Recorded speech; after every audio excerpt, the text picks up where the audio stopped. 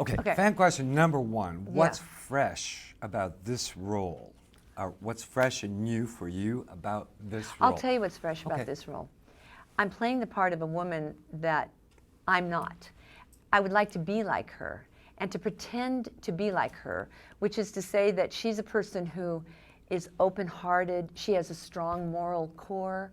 She's unafraid, but she's insecure, and at the same time giving. Just to accept, to be that kind of a person is what I would like to aspire to be.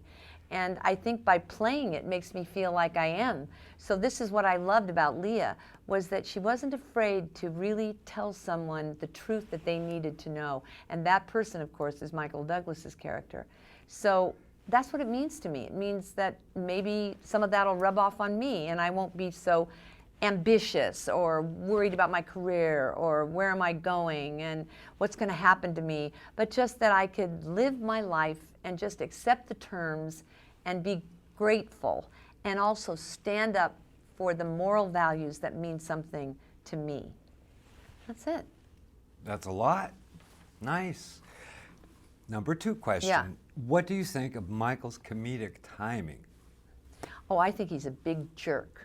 I think he's one big jerk, and his comedic timing is perfect for this movie because, of course, he's a schmuck in this movie, a schmuck who needs to learn a lesson, and that's where I come in. I'm going to help him and humanize him, but at the same time, he is, in his heart of hearts, a great man, and it's written by Mark Andrus, who writes these characters like no one else, these curmudgeon-y kind of jerks who have really sadness in them that just needs to be exposed so that they can be better people, and Michael is great. And I saw him do a scene, by the way, that really was a surprise to me. You know, he's a guy who in this movie is talking to me. It's toward the end of the movie, and he's saying that he's talking about love and the loss of his wife.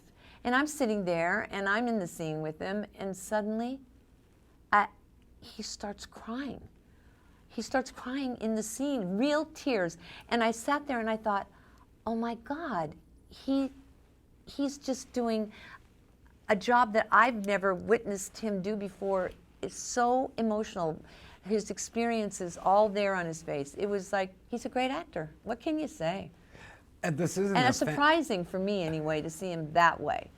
You know, after he did Liberace and all those other tough guy parts and, you know, Fatal Attraction, great movies, great acting. But to see this sweet, delicate, open-hearted part of him was a surprise, a great surprise. This isn't a fan question, but I saw you on Ellen, you know. Oh, yeah. Yeah, and you talked about... Yeah, his kissing.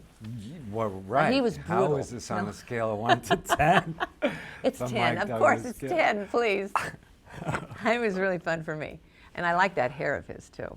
I wish I had his hair. He looks amazing. He's handsome. Fit, Forget healthy, wow. He's doing great. He is.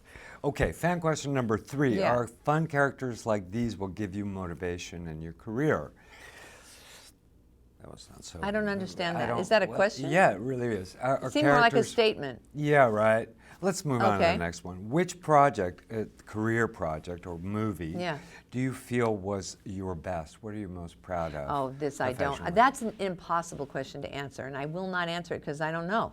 But I will answer one question. I know which movie gave me my career, duh, and which movie I'm so grateful for, God, yeah, and that's, of course, Annie Hall. I mean, without Annie Hall, there'd be nothing here. I mean, I wouldn't have had this experience. So I owe everything to Annie Hall. You know, I asked Bryan Cranston just recently. Who is...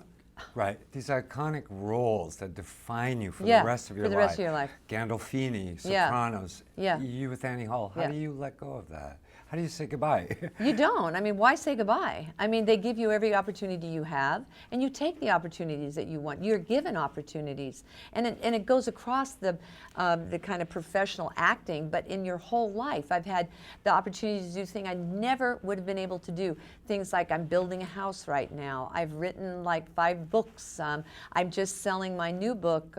Let's just say it wasn't pretty. And I mean, it's just, none of this would have happened without Annie Hall. So it just continues to support all my many explorations in life. I was always fascinated with this Diane Keaton look. Yeah, that look, You know, right. the hats. Yeah, I wanted to wear a hat. I want to wear a hat every day. Was that your idea? I like the way a hat frames a head. Now, nobody agrees with me except Pharrell. I think Pharrell likes his hats. You know who he is, right? Yeah, of course. He's wearing that hat. That hat is great. I think that he and I should get together and make some hats and really sell them, because to me, a hat is essential for so many reasons.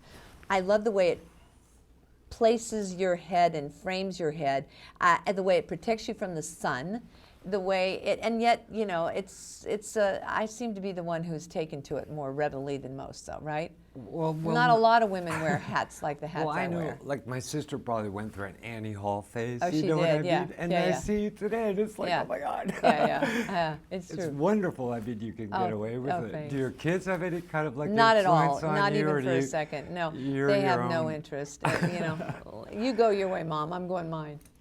And by the way, thank you for making a movie for adults. I told Rob Reiner Yeah. this morning, thank you for making a movie for people over 50. I think Thanks. it's really, well, first of all, you know, I've had this tradition for a bit, starting with Something's Gotta Give, which was really, it was now 10 years ago that I played in Something's Gotta Give opposite Jack Nicholson, and now I have this opportunity to be in And So It Goes with Michael Douglas and Mark Andrus, who is a great writer, and Rob Reiner, and it's just I don't know, for me it was a wonderful second chance opportunity. Again, I'm playing a romance for people who are in their 60s, for people who, you know, also experience love. And it doesn't mean it's over because you're 60 and over.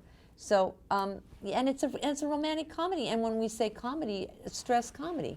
There's some really laugh out loud moments in this movie with Michael in particular. He's kind of a schmuck in this movie, but he's a schmuck who's been kind of hurt. And when you shut down sometimes when you get hurt. But my character and his are thrown together for the reasons that are just obvious, that suddenly he has a granddaughter at his door that he didn't know, and he doesn't want her there, and so he needs me. And so then we come together and we get to know each other because we have to. And because of that, something blossoms. And it just means that that can happen to anyone, any one of us. You too, who knows? You don't know what's going to happen in your life. You really don't know what journey you're going to find yourself on. I believe in that, by the way. I You what? experienced You that. do? I've experienced that completely. Yeah, sure. Just You by have. chance, I met the love of my life, you know, in a coffee shop. 20 years later, you know, I'm still in love more than ever. Is that true? Even as we grow That's- older, yeah. and I'm watching our age, you know, we're not that young anymore. And Yeah. how, you know, and I know that you wrote in your book as well that you've got aging issues. Of course. In Europe, women just go to hell. They don't care. Their bodies, everything.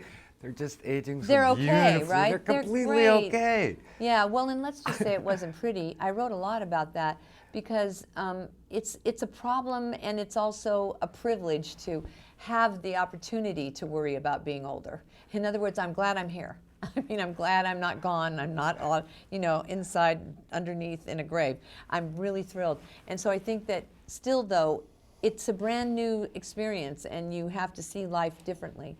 Life is very, very unusual as you get older because it's more magical in some way. It's just more filled with wonder and awe.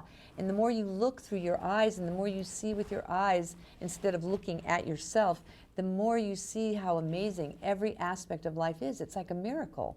And I didn't have that feeling when I was younger. So I think that each stage we go through, if we're lucky enough, like I said before, to live, you know, it's all different. Everyone is different, so you want to experience them as fully as you possibly can and accept change.